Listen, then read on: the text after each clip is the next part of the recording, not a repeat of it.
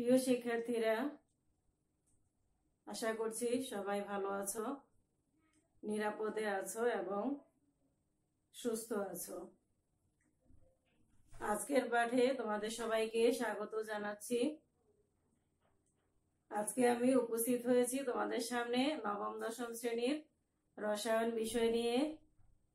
সপ্তম অধ্যায় থেকে আজকে আমি আলোচনা করব। তো এই বিষয়টার উপরে আগে কিছুটা অংশ আমি কিছুটা ধারণা দিয়েছিলাম তোমাদেরকে। তো সেই ধারণাগুলি কি কি ছিল একটু সংক্ষেপে দেখো, এখানে আমি বোর্ডে লিখে রেখেছি আগেই।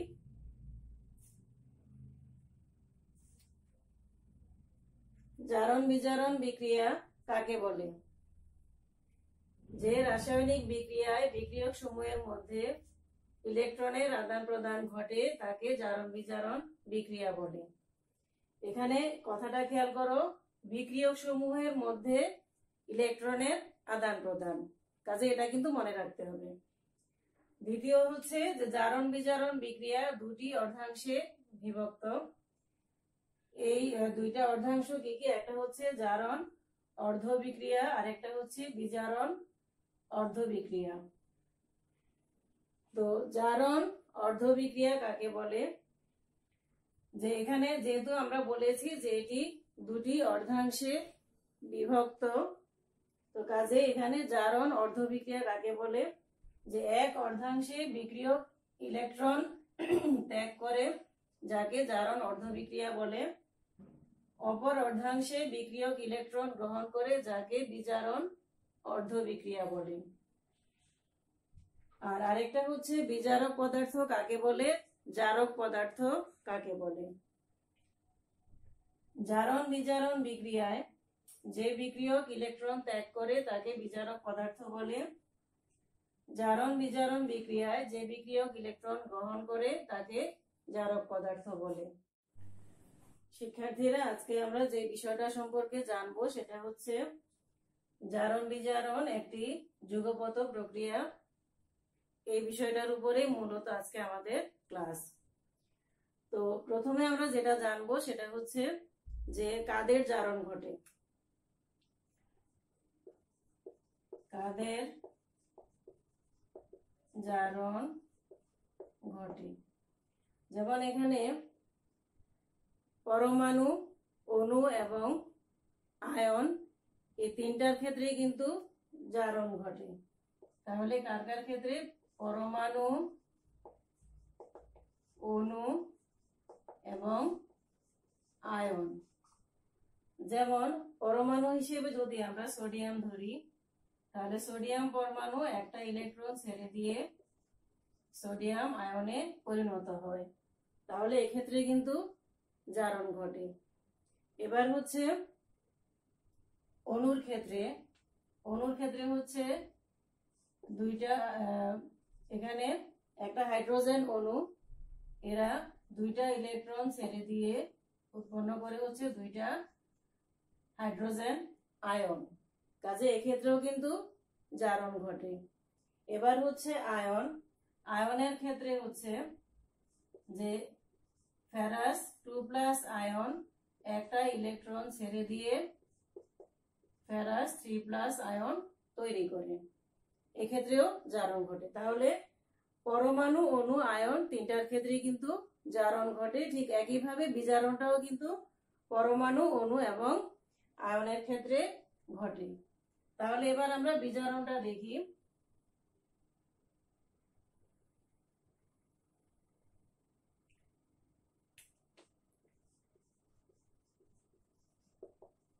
বিজারণ এটাও কিন্তু হয় পরমাণু, অণু এবং আয়নের ক্ষেত্রে। পরমাণুর ক্ষেত্রে যেমন ক্লোরিন পরমাণু একটা ইলেকট্রন গ্রহণ করে ক্লোরাইড আয়নে পরিণত হয়। আবার যদি ক্লোরিনের অণু হয় তাহলে এরা দুইটা ইলেকট্রন গ্রহণ করে দুইটা ক্লোরাইড আয়ন তৈরি করে।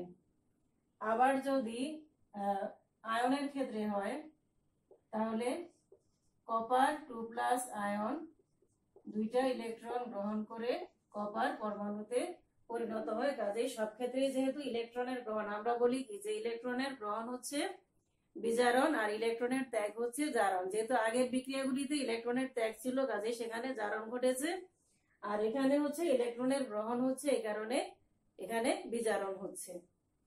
তো এবারে হলো কিছু বিক্রিয়া আছে যে বিক্রিয়াগুলিতে জারণ বিজারণ একই সাথে ঘটে বা যুগপত ঘটে। তো সেরকম আমরা কিছু বিক্রিয়া দেখব। প্রথমে হচ্ছে সংযোজন বিক্রিয়া। সংযোজন বিক্রিয়া কাকে বলে তোমরা এর মধ্যে জেনেছো, ক্লাস 8-এ পড়েছো।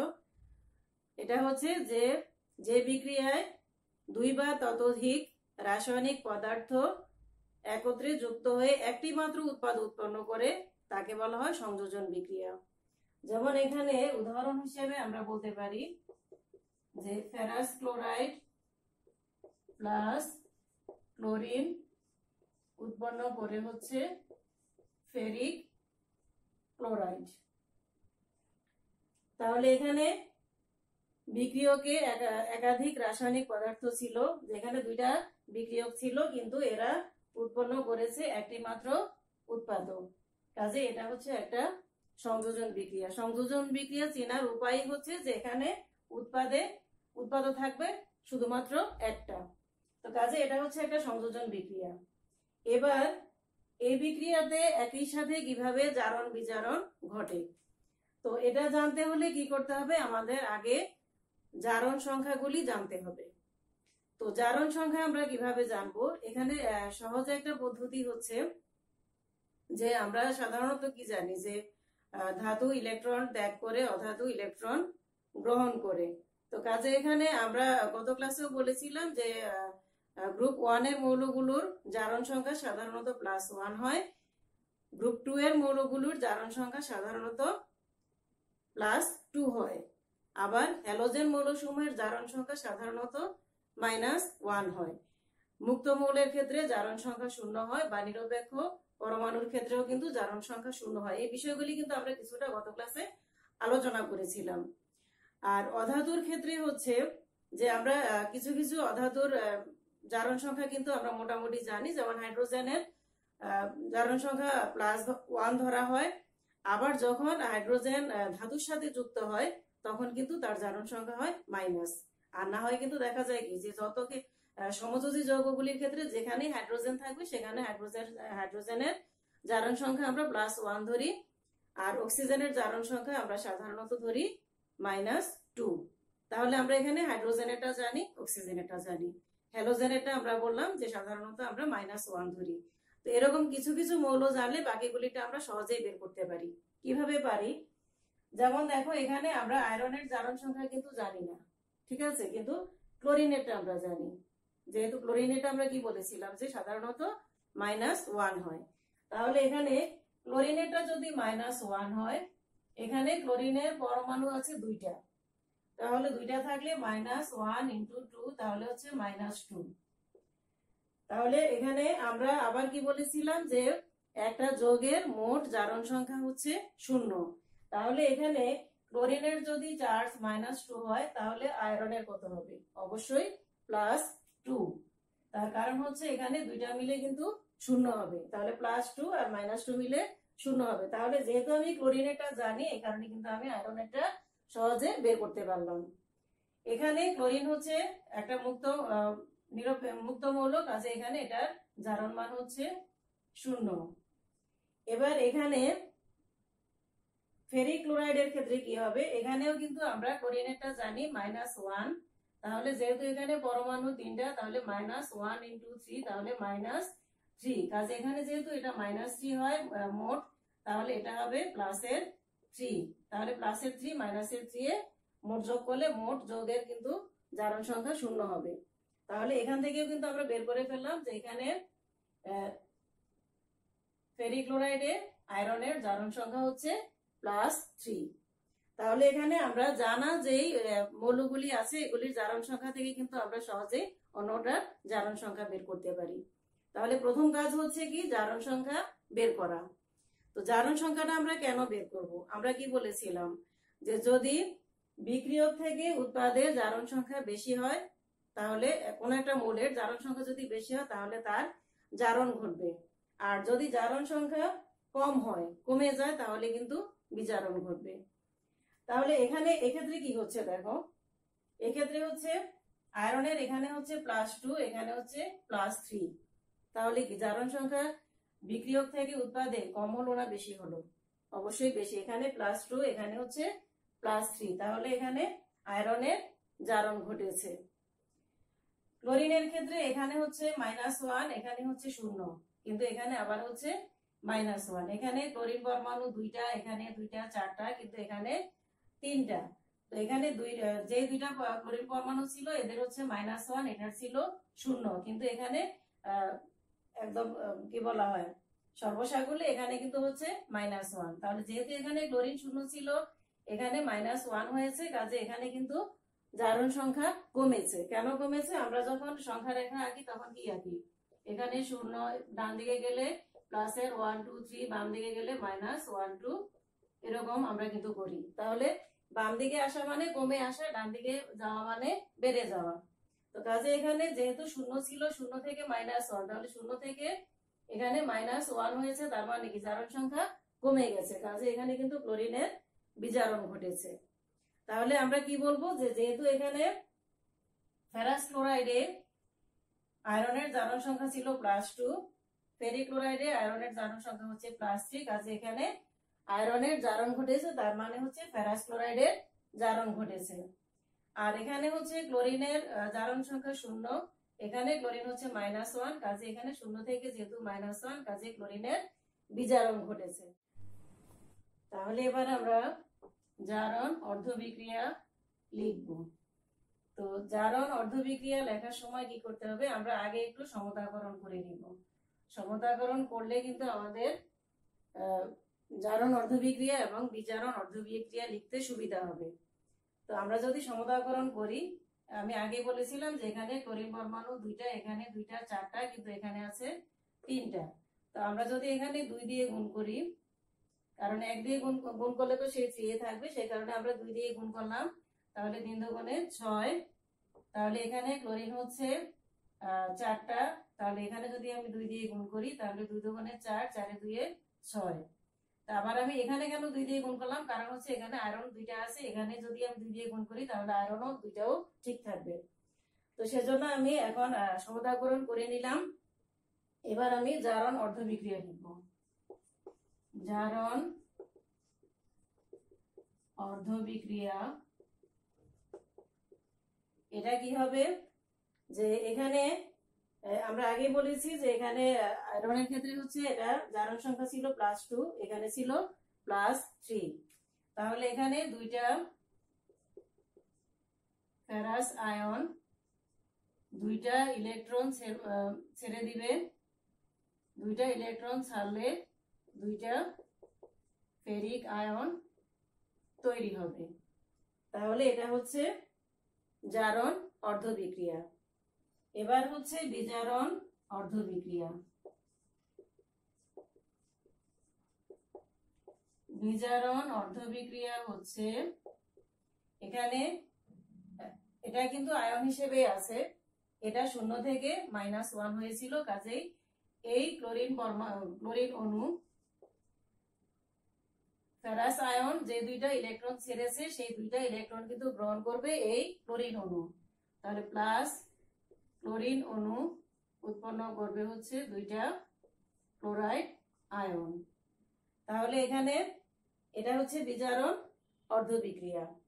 তো এখানে আমরা কেন সমতাকরণ করলাম সেই বিষয়টার একটু ব্যাখ্যা বলি, যে যদি আমি সমতাকরণ না করতাম তাহলে কি হতো, এখানে FeCl2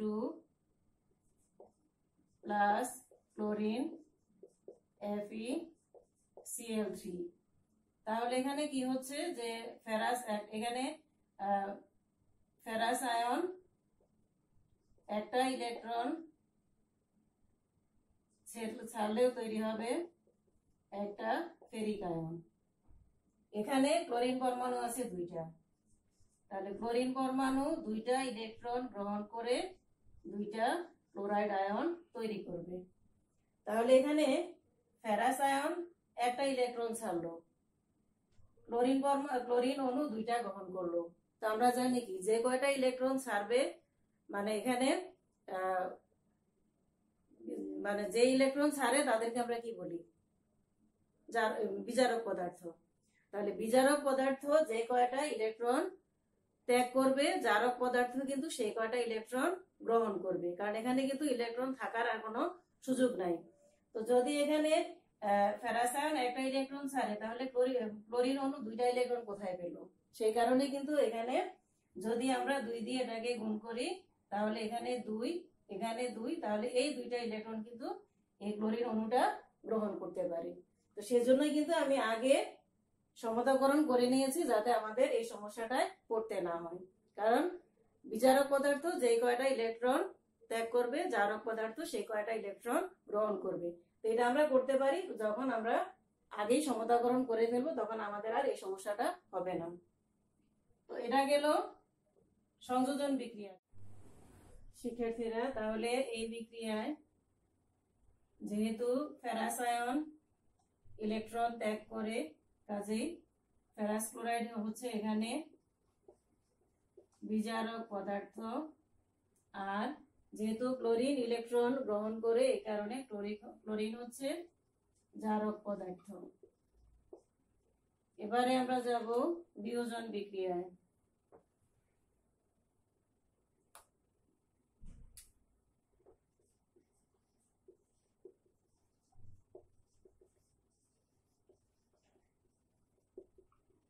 বিয়োজন বিক্রিয়া কাকে বলে? যে বিক্রিয়ায় একটি যৌগ ভেঙে একাধিক মৌল বা যৌগে পরিণত হয় তাকে বলা হয় বিয়োজন বিক্রিয়া।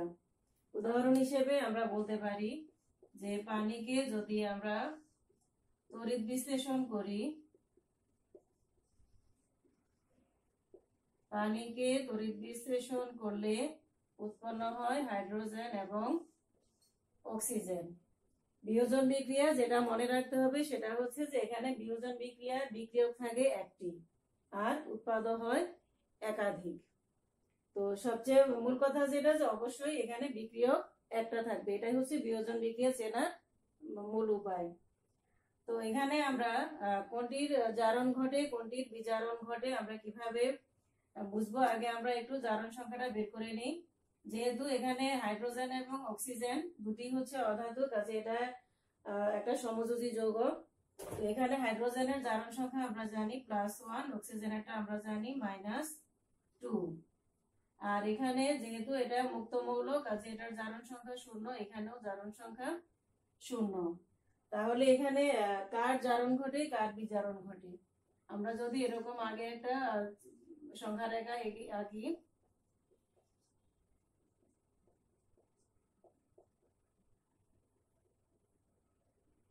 তাহলে এখানে আমরা কি দেখতে পাচ্ছি যে এখানে হাইড্রোজেনের +1 থেকে 0 হয়েছে, +1 থেকে 0, তাহলে জারণ মান কমেছে। আবার অক্সিজেনের হচ্ছে -2 থেকে 0, এখানে -2, এটা তাহলে -2 থেকে 0 হয়েছে মানে জারণ সংখ্যা বৃদ্ধি পেয়েছে। তাহলে এখানে এই যৌগে অক্সিজেনের জারণ ঘটেছে, মানে অক্সিজেন আয়নের জারণ ঘটেছে আর হাইড্রোজেন আয়নের বিজারণ ঘটেছে। তো এই বিক্রিয়াটা ব্যাখ্যা করার জন্য আমরা কি করব, মানে জারণ অর্ধবিক্রিয়া এবং বিজারণ অর্ধবিক্রিয়া যদি আমরা ব্যাখ্যা করতে চাই তাহলে আমরা আগেই বলেছি যে আমরা আগে কি করব, সমতাকরণ করে নেব।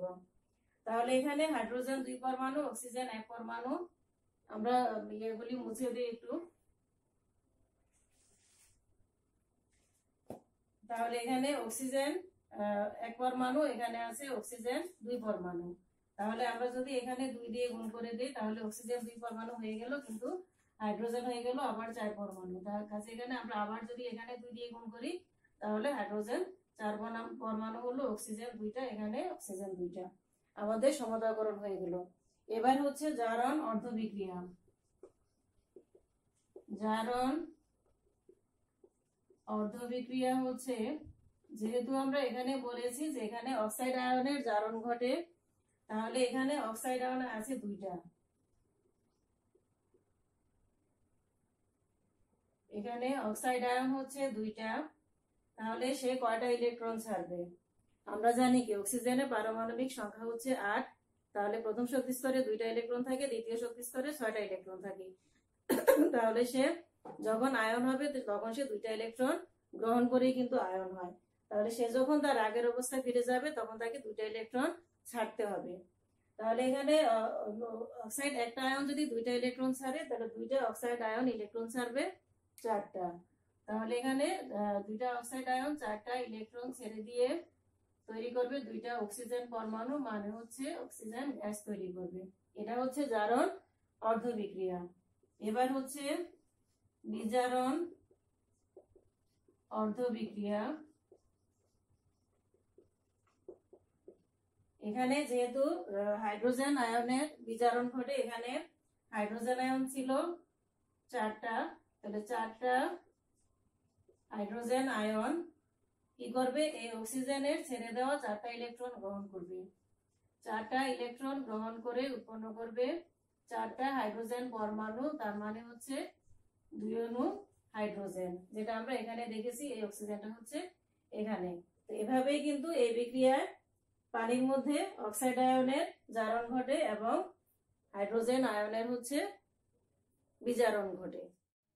এবারে আমরা পরেরটাতে চলে যাই, প্রতিস্থাপন বিক্রিয়া।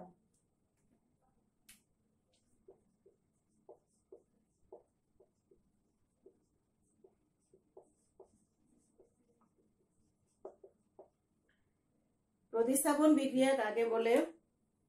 কোনো অধিক সক্রিয় মৌল বা যৌগমূলক যদি অপর কোনো কম সক্রিয় মৌল বা যৌগকে প্রতিস্থাপন করে নতুন কোনো যৌগ তৈরি করে, তাহলে তাকে বলা হয় প্রতিস্থাপন বিক্রিয়া।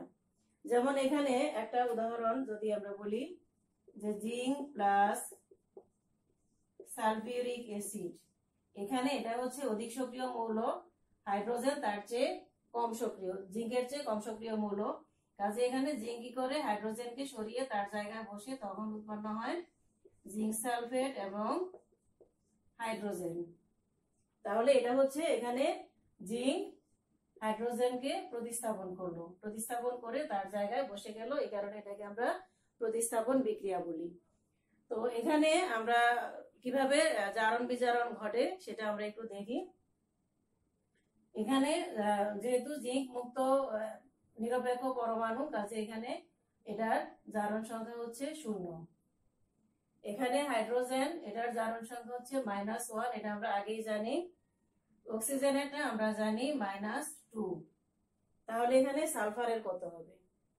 এখানে হিসাবটা একটু খেয়াল করো, -2, এখানে 4টা পরমাণু আছে, তাহলে -8। এখানে হাইড্রোজেনের হচ্ছে +1, তাহলে +1 হলে এখানে +1 কে 2 দিয়ে গুণ করলে +2। তো যেহেতু এটার হচ্ছে মোট চার্জ হচ্ছে 0, কাজে এখানে -8, এখানে হাইড্রোজেনের +2, তাহলে এখানে সালফারের কি হবে? অবশ্যই +6 হবে। তাহলে 6 2 8 -8, তাহলে এটা 0 হবে। তাহলে সালফারের হচ্ছে +6। ঠিক একইভাবে এখানে জিঙ্কের হচ্ছে +2, অক্সিজেনের হচ্ছে -2।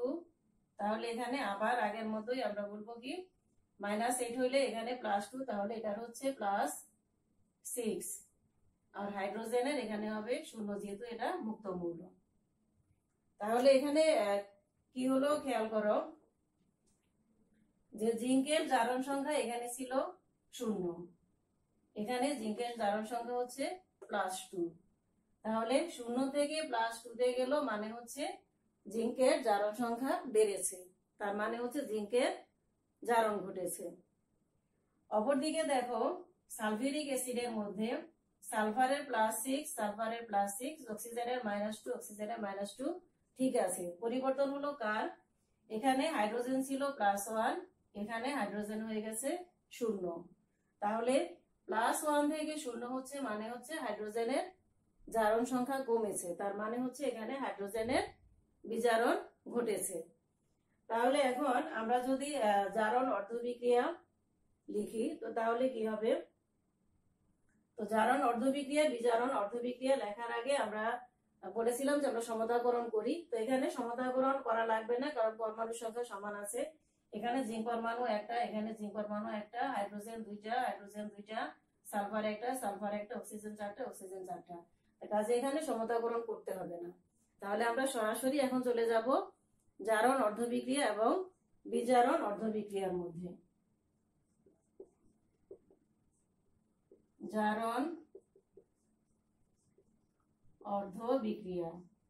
তাহলে এখানে জিঙ্ক 0 ছিল, এখানে +2 হয়েছে, তাহলে তার মানে কি জিঙ্ক দুইটা ইলেকট্রন ছেড়ে দিয়ে জিঙ্ক 2+ আয়নে পরিণত হয়েছে। এটা হচ্ছে জারণ অর্ধবিক্রিয়া। আর এখানে বিজারণ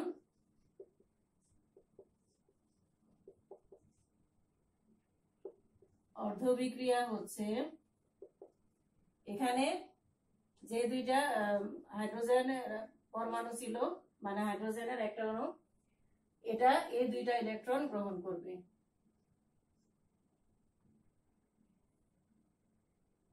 এখানে ছিল হাইড্রোজেন, যেহেতু এখানে চার্জ ছিল +1, তাহলে এখানে হচ্ছে দুইটা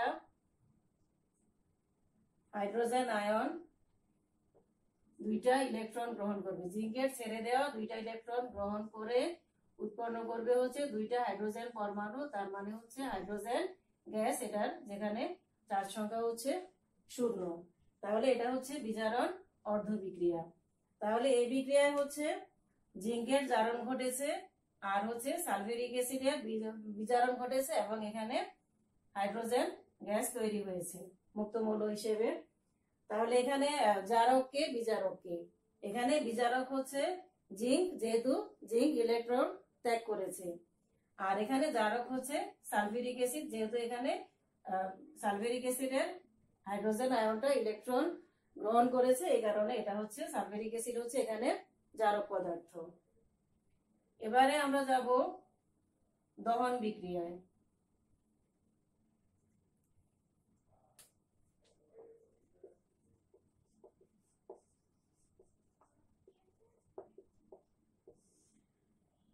দহন বিক্রিয়া কাকে বলে? কোন মৌল বা যৌগকে বাতাসের অক্সিজেনের উপস্থিতিতে পুড়িয়ে যদি তার উপাদান মৌলের অক্সাইডে রূপান্তরিত করা হয়, তখন তাকে বলা হয় দহন বিক্রিয়া। যেমন এখানে আমরা উদাহরণ হিসেবে যদি বলি যে ম্যাগনেসিয়ামকে যদি আমরা অক্সিজেনে পোড়াই, তাহলে উৎপন্ন হবে ম্যাগনেসিয়াম অক্সাইড। এটা একটা দহন বিক্রিয়া। অক্সিজেনের সাহায্যে আমরা ম্যাগনেসিয়ামকে পোড়ালাম, উৎপন্ন হলো ম্যাগনেসিয়াম অক্সাইড, এটা একটা দহন বিক্রিয়া। এবার আমরা জারণ সংখ্যাগুলি দেখি। এখানে এটা যেহেতু মুক্ত মৌল, এটা হচ্ছে 0, এখানেও এটা 0। আর এখানে ম্যাগনেসিয়াম অক্সাইডে আমরা অক্সিজেনেরটা জানি -2, তাহলে ম্যাগনেসিয়ামেরটা অবশ্যই হবে +2। আমি আগে বলেছিলাম যে হাইড্রোজেন আর অক্সিজেনেরটা জানলে মোটামুটি বাকিগুলি কিন্তু আমরা বের করতে পারি। গ্রুপ 1, গ্রুপ 2 এরটা জানলেও আমরা বের করতে পারি। ম্যাগনেসিয়াম হচ্ছে গ্রুপ 2 এর, সেই হিসেবেও কিন্তু আমি +2 বলতে পারি। অথবা যদি আমি শুধু অক্সিজেনেরটা জানি, সেক্ষেত্রে আমি কি বলতে পারি, যেহেতু এখানে -2, কাজে এটা অবশ্যই +2 হবে, কারণ মোট হচ্ছে জারণ সংখ্যা 0। আচ্ছা, তাহলে যেহেতু এখানে ম্যাগনেসিয়ামের জারণ সংখ্যা 0 থেকে +2 হয়েছে, 0 থেকে +2 হয়েছে, কাজেই ম্যাগনেসিয়ামের জারণ ঘটেছে। আর অক্সিজেনের ক্ষেত্রে হচ্ছে 0 থেকে -2, 0 থেকে -2 তে আসছে, কাজেই অক্সিজেনের কিন্তু বিজারণ হয়েছে। তো এখানে আমরা প্রথমে জারণ সংখ্যা দিয়ে কার জারণ ঘটেছে, কার বিজারণ ঘটেছে, সেটা আমরা বের করে ফেললাম। এবার হচ্ছে আমরা জারণ অর্ধবিক্রিয়া, বিজারণ অর্ধবিক্রিয়া লিখব। তাহলে এখানে আমরা আগে সমতাকরণ করি। এখানে ম্যাগনেসিয়াম 1 পরমাণু, এখানেও ম্যাগনেসিয়াম 1 পরমাণু, অক্সিজেন আছে এখানে 2 পরমাণু, এখানে অক্সিজেন একটা, তাহলে আমরা এখানে 2 দিয়ে গুণ করে দিলাম। 2 দিয়ে গুণ করাতে এখানে ম্যাগনেসিয়ামকেও কিন্তু আবার 2 দিয়ে গুণ করতে হবে, তো ম্যাগনেসিয়ামকে আমরা 2 দিয়ে গুণ করে দিলাম। এবার আমরা জারণ অর্ধবিক্রিয়া লিখি।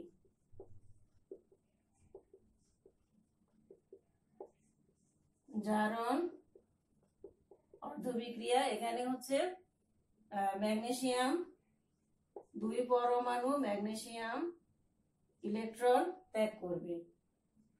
কয়টা ইলেকট্রন ত্যাগ করবে? যেহেতু এখানে +2 আছে, কাজে 2টা ইলেকট্রন ত্যাগ করবে। তাহলে এখানে একটা ম্যাগনেসিয়াম পরমাণু 2টা ইলেকট্রন ত্যাগ করবে।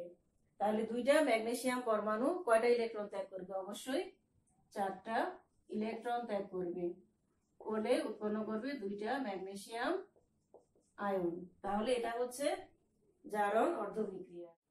এবারে হচ্ছে বিজারণ অর্ধবিক্রিয়া।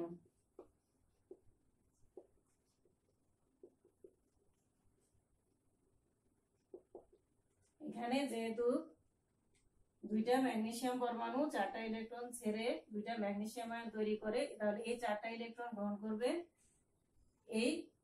এখানে 2টা অক্সিজেন পরমাণু। তাহলে এখানে অক্সিজেন 2 পরমাণু অক্সিজেন বা অক্সিজেনের একটা অণু এখানে 4টা ইলেকট্রন গ্রহণ করে তৈরি করবে হচ্ছে 2টা অক্সাইড আয়ন। যেহেতু আমরা জানি কি যে একটা অক্সিজেন পরমাণু 2টা ইলেকট্রন গ্রহণ করে অক্সাইড আয়ন তৈরি করে, তাহলে যেহেতু এখানে অক্সিজেন পরমাণু 2টা আছে, তাহলে 2টা অক্সিজেন পরমাণু 4টা ইলেকট্রন গ্রহণ করে 2টা অক্সাইড আয়ন তৈরি করবে। তাহলে এই বিক্রিয়া যেহেতু ম্যাগনেসিয়াম ইলেকট্রন ত্যাগ করে, কাজে ম্যাগনেসিয়াম হচ্ছে বিজারক পদার্থ, অক্সিজেন যেহেতু ইলেকট্রন গ্রহণ করে, কাজেই অক্সিজেন হচ্ছে জারক পদার্থ। তো আশা করি তোমরা জারণ বিজারণ অর্ধবিক্রিয়া এবং জারক বিজারক বিষয়গুলি বুঝতে পেরেছ। এবার বাড়ির কাজটা লিখে নাও। শিক্ষার্থীরা এবার বাড়ির কাজটা লিখে নাও।